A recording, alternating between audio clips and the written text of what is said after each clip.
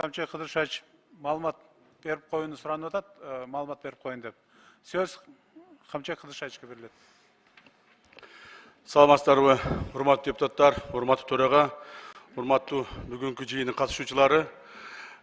Бул жерде токтомду кайсыл деңгээлде кантип кабыл аласыздар, бул депутаттар сиздердин өзүңүздөр жумушуңуздар болот. Бирок биз ушул комтор маселеси боюнча каралып аткан жумуштар боюнча токтомду кабыл алаарга чейин сиздерге бир маалымат берип коеюн деп чечтим. Себеби дегенде көптөгөн депутаттарда бул маалыматтар жок. Жана көбүңүздөр ушул боюнча бир адашуу ойлорго түшүп калбасын деген максатта. Биринчиден, бүгүнкү күндө ГКМБда орусча жазылып туруп, орусча окуп бере берейин, уруксат берсеңиздер. Так. В настоящее время в производстве ГСУ ГКМ Кыргызской Республики находятся следующие уголовные дела. Уголовное дело по отношению Абулгазиева по статье 319, часть 1, коррупция Уголовного кодекса Кыргызской Республики, то есть по факту коррупции со стороны ответственных лиц правительства Кыргызской Республики при принятии решения об использовании природных ресурсов и земельных участков, расположенных на территории Иссыкульской области, в пользу ЗАО Кумторгольд Компани, бывший премьер-министр Абулгазиев.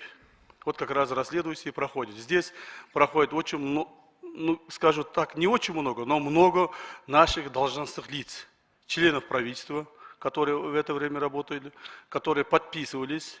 Среди них есть еще и наши уважаемые народные депутаты тоже.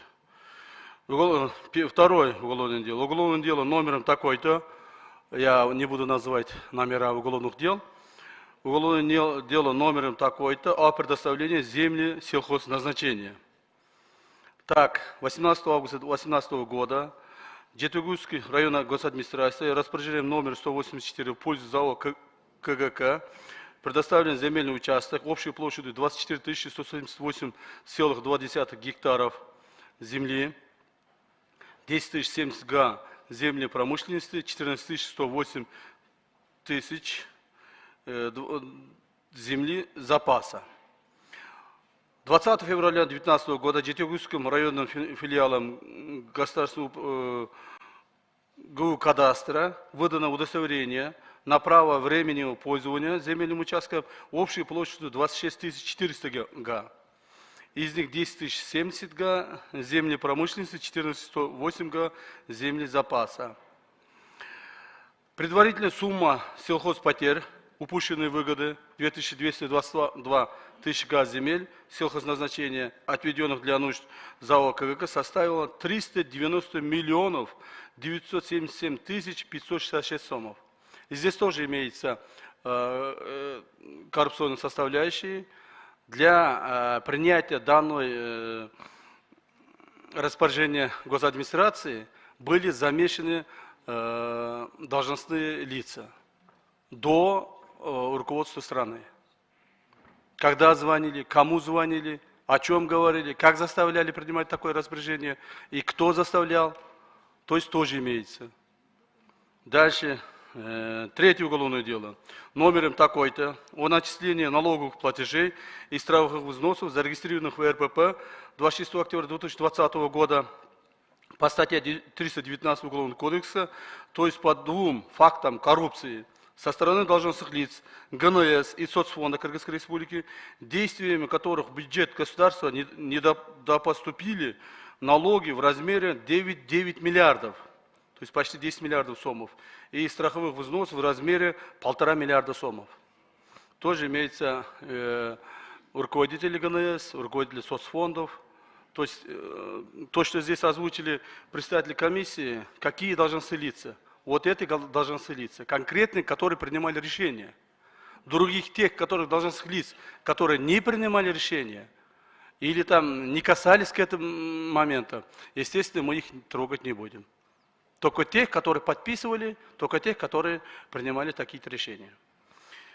Следующее уголовное дело. Уголовное дело номером такой-то, возбужденное по статье 266, часть 1, нарушение правил обращения экологических опасных веществ, отходов. Статья 271, часть 1, загрязнение воды. Статья 272, часть 2, загрязнение атмосферы. Статья 273, порча земли. Статья 74, непринятие мер по ликвидации последствий экологических нарушений. Статья 275, нарушение правил охраны использования недр Уголовного кодекса Кыргызской Республики. Основанием возбуждения уголовного дела послужило заключение экологической экспертизы ГТП и других госорганов, которыми были выявлены нарушения природоохранного законодательства Кыргызской Республики.